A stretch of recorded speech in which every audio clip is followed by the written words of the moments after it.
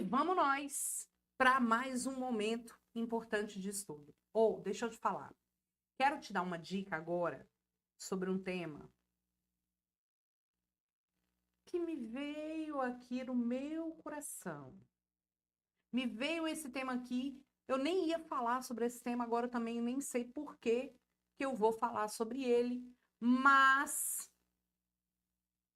vamos fazer um esquema do coração agora. Vamos lá. Quando a gente fala de negócio jurídico, primeiro que você vai lembrar que está no artigo 104 a 184 do Código Civil. Quando a gente fala de negócio jurídico, nós estamos falando de contratos e testamentos.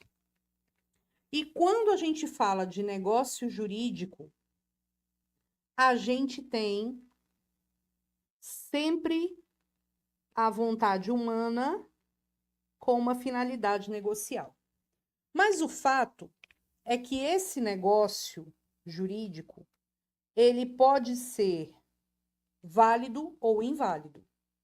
Se esse negócio for inválido, essa invalidade pode ser muito grave, e aí a gente diz que o negócio é nulo, ou pode ser pouco grave, e aí a gente diz que o negócio é anulável, tá? Negócio jurídico inválido pode ser nulo ou pode ser anulável. Aí, a gente tem que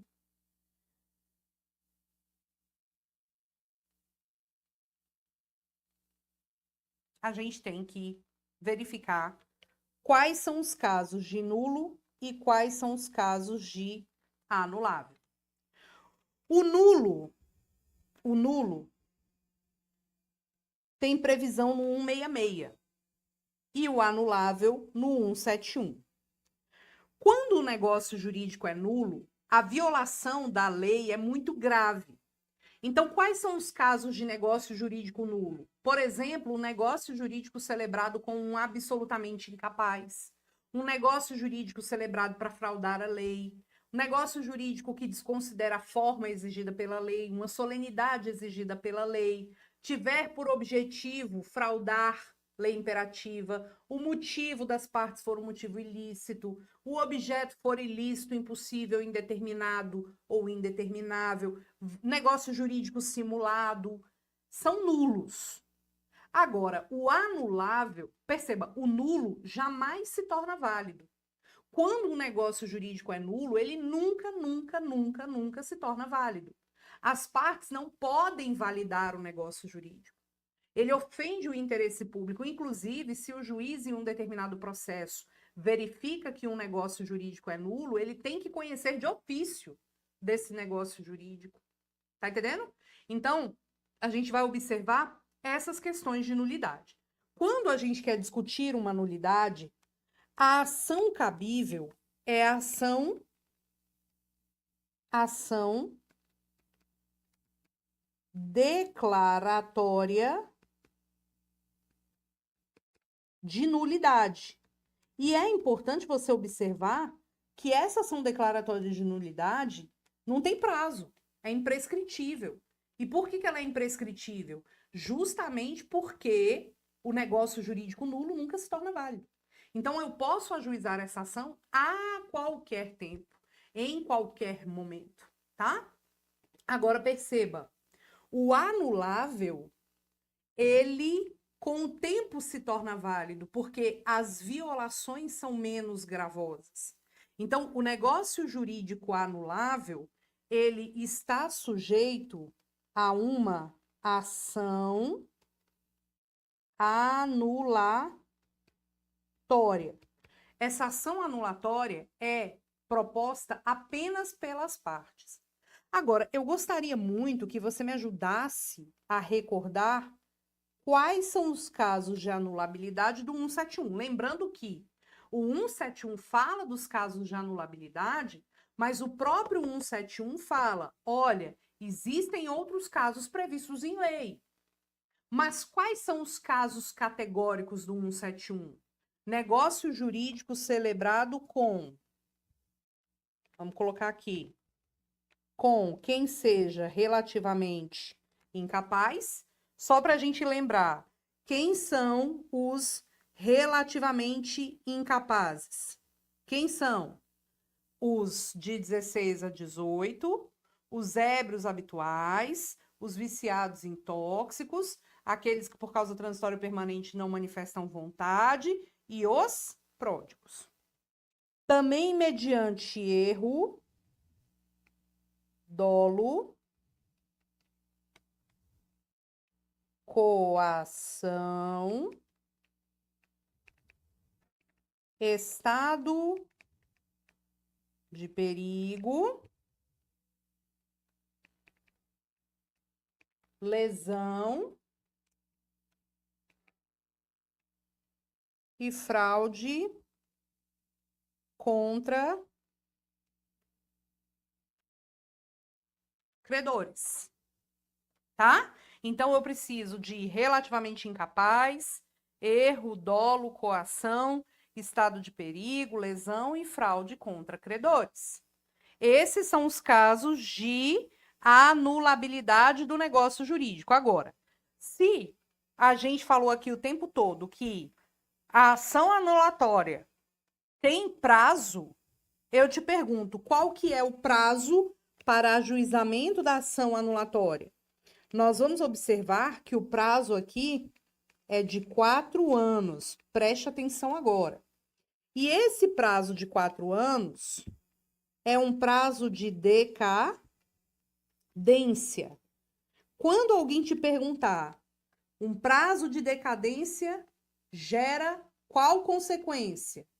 Meus amigos, decadência gera a perda do próprio direito se você não cumprir o prazo. Então, se você tem 4 anos para promover sua ação anulatória e neste prazo você não faz, você perde o direito de anular este negócio jurídico. Você perde o próprio direito de anular. Então, a ação anulatória deve ser proposta dentro de 4 anos, contados de quando? Esses 4 anos são contados da celebração, deixa eu diminuir aqui a linha, contados da celebração do negócio jurídico. Então, se você quer anular por vício de incapacidade, erro, dolo, coação, estado de perigo, lesão, fraude contra credores, a gente vai observar aqui o quê? 4 anos da celebração do negócio jurídico. Agora, em se tratando de relativamente incapaz e em se tratando de coação, lembrando que a coação é uma ameaça, em se tratando desses dois casos, nós vamos ter o quê? O prazo de decadência de 4 anos começa a contar da data em que cessar a incapacidade relativa e da data em que cessar a coação. Então, meus caros, atenção agora. Eu vou observar aqui o quê? Eu vou observar que o prazo para ajuizamento da ação anulatória é de 4 anos, contados da celebração do negócio jurídico, mas para anular em caso de incapacidade relativa e em caso de coação, o prazo de 4 anos começa da data em que cessar, acabar a incapacidade relativa e da data em que acabar a coação. A coação é uma ameaça sobre a pessoa. Por exemplo, o marido que ameaça a esposa a celebrar um negócio jurídico contra a vontade dela. A gente vai ter uma situação peculiar E o STJ considera que quando um cônjuge está exercendo um poder de fato sobre o outro no sentido de uma ameaça, a ameaça cessa com o divórcio. Entendeu? A ameaça cessa com o divórcio. Então, nesses casos, o poder de fato, a ameaça, que sempre tem que ser moral, injusta, né, real, para dar àquela pessoa uma sensação de temor, fundado receio, ela chega um momento que acaba. Então, a ameaça, eu não posso contar o prazo da ação anulatória durante o período de ameaça, justamente por quê? Porque, no final das contas, a gente vai ter uma situação muito grave, né? Porque, como é que fala? Se eu tenho medo de você a ponto de celebrar um negócio jurídico, eu não vou ajuizar uma ação contra você enquanto eu ainda tenho receio. Então, o prazo só começa a contar da data em que cessar. Agora, o próprio artigo 171 fala para a gente que existem outros casos previstos em lei de anulabilidade. Aqui eu quero que você tenha o máximo de atenção, porque existem outros casos de anulabilidade em outros artigos. O exemplo que eu te dou aqui é o artigo 496, que a gente já está cansado de falar dele. O artigo 496 fala da venda de ascendente para descendente, tá? A venda de ascendente para descendente, a alienação de ascendente para descendente. Nesse caso, o pai que vende um carro para o filho, por exemplo, tem que ter o consentimento dos outros filhos e do cônjuge dele, salvo se casado no regime da separação obrigatória de bens. Ele tem que ter, e se ele não tiver, o negócio é anulável. Agora, esse artigo 496 não fala qual que é o prazo para anular o negócio jurídico nesse caso. E o artigo 179 do Código Civil, aliás, é o 178 e 179 que falam do prazo, tá? Diz que se a lei trouxer um caso de anulabilidade e não prescrever o prazo da ação, porque na maioria das vezes a própria lei fala, olha, isso é anulável e o prazo para ajuizamento da ação anulatória é esse. Se a lei trouxer um caso de anulabilidade sem prescrever o prazo, a gente vai considerar como sendo o quê? 2 anos. Então, todas as vezes que a lei trouxer um caso, fora desses aqui, de relativamente incapaz, erro, dolo, coação, estado de perigo, lesão e fraude contra credores.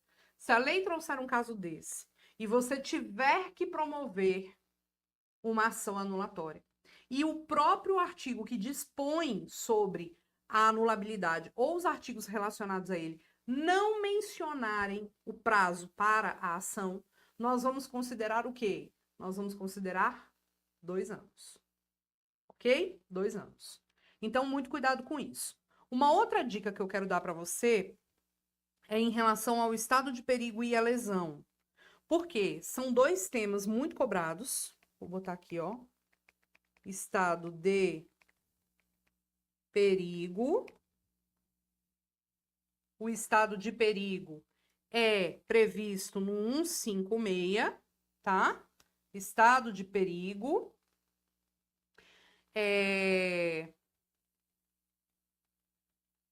E a lesão, 157, são 2 institutos muito parecidos, tá?